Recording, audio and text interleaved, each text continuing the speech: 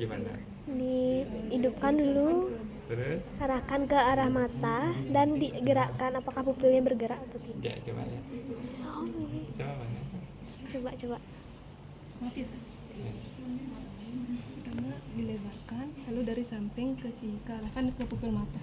Akan bereaksi pupil itu dari besar mengecil. Lalu di sebelah kiri juga sama. Maaf ya.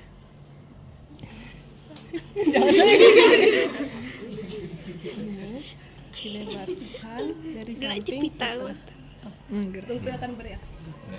Ya betul ya. Jadi ini sudah benar. Jadi yang sering terjadi kan mahasiswa sering langsung dari depan dia, bukan dari samping. Jadi startingnya dari pinggir, jadi ke dalam, lihat reaksinya. Jadi kalau sudah dia terjadi meiosis, ya itu normal.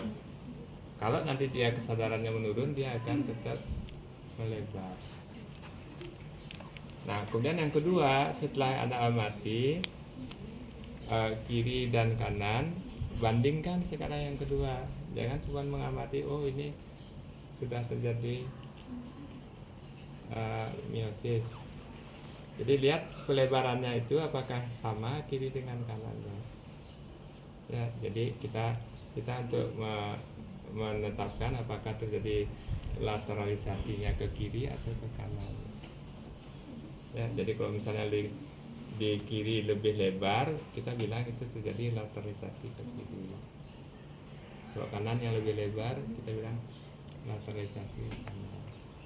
Jadi itu juga menyimpulkan ini pupil isokor atau tidak isokor, jadi anisokor. Jadi pupil, karena sering kan nulis nanti di hasil pengkajiannya reaksi pupil isokor. Jadi harus tahu artinya isokor itu berarti iso itu sama ya. Jadi pelebarannya kiri dengan kanan. Nah, setelah refleks pupil, GCS sudah tahu kan? Glasgow Coma Skill sudah? Nilainya 15. Terus komponennya? Komponen penilaiannya AI, verbal, motorik. Terbesar berapa? 4. Terus verbal 5, motorik 6. Ya sudah. Jadi Anda sudah bisa itu, tinggal ngecek ke pasien.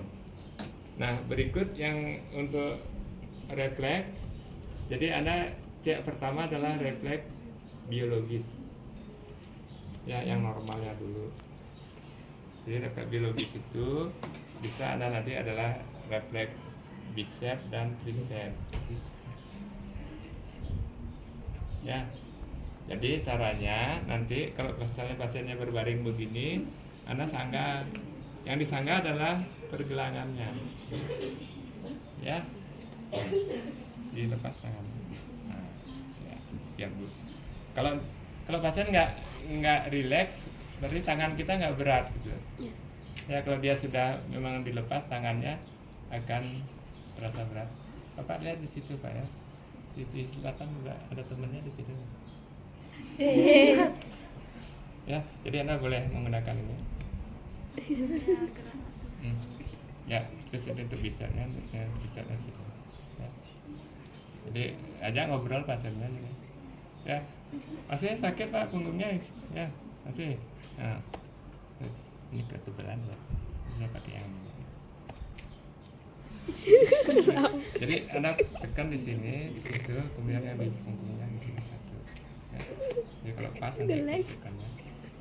Ini kalau nyari ini yang di sini. Yang satu di sini. Ya. Nah, ini untuk refleks bicep dan tricep gitu. Kemudian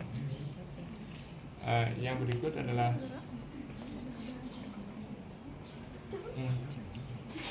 Nah kalau refleks patella yang mudah adalah pada posisi duduk. Enggak. Ya, kalau dia kalau pasien stroke dia kan nggak bisa suruh duduk. Bangun dia nggak bisa. Kita periksanya di sini. Sama juga yang dipegangnya nanti di sini ya. Dia nggak yuk pasien. Tutupnya di sini.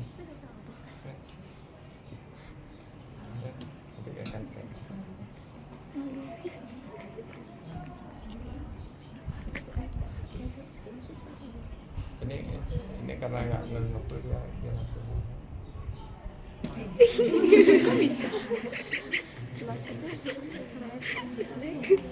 Nanti kalau posisi duduk seperti ini akan mudah kita. Jadi kita sangga di sini ya. Jadi nyangganya di bawah supaya nanti kaki ini memang menggayung. Lalu kita lakukan. Jadi kalau misalnya nggak gini, lebih baik menggunakan yang ini. Nah, ini kalau pakai kaos kaki susah.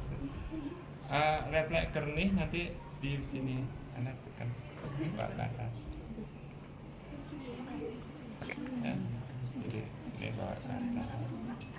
Kernih. Ini kalau Babinski sama Grudzinski ada di sini. Jadi yang diperiksa adalah di kaos kaki.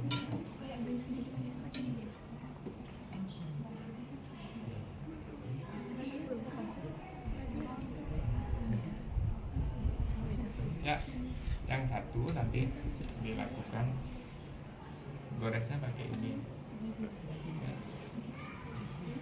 Jadi arahnya ke sini ya. Lihat ujung dari jari-jarinya. Kalau dia melakukan tensi begini, berarti normal.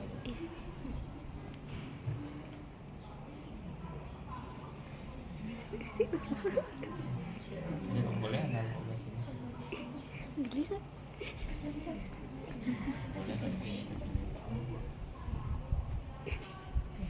Kalau posisinya benar, nggak boleh dengan posisi begini biasa. Ini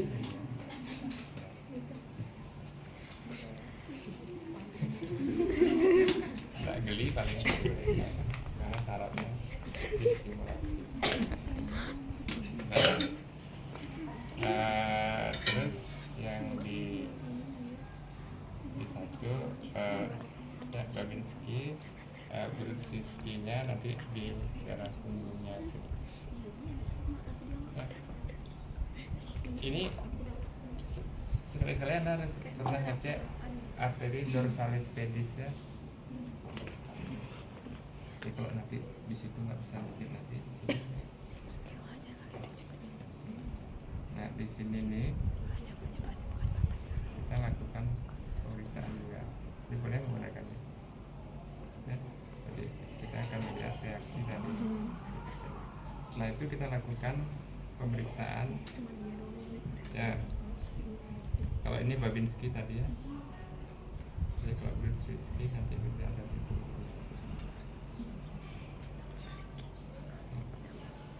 Nah yang kedua bisa Babinski-nya dari sini. Ini ada teres.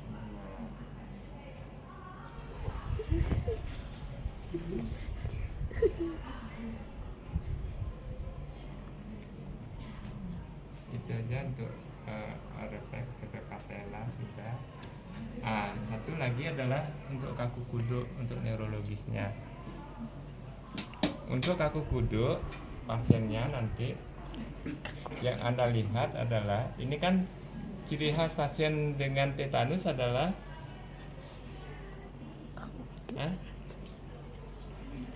ada kaku kuduk kan? Kaku kuduk ini tidak bisa ditekuk ya kalau ini. Kalau normal kan dia bisa tekuk kayak gini. Kalau pasien dengan tetanus ini kalau kita angkat dia akan lurus gitu. Terus perutnya seperti papan. Keras. Kekeh gitu. Ya, disuruh papan. Maka nanti kalau Anda mengecek kaku kuduk, satu tangannya ada di kepala, satu ada di perut. Ini lihat sekarang kalau dia ini naik, ada reaksi nggak yang terjadi di sini? Kalau tidak, biasanya kalau misalnya jadi kuduk, dia begitu ini diangkat, ini sebahu-bahunya juga akan ikut. Ya, ini sudah kekeh ini di lehernya. Ingat pocong. Ya, apalagi mau didudukkan misalnya nggak akan susah. Orang angkat ditekuk lehernya aja nggak bisa.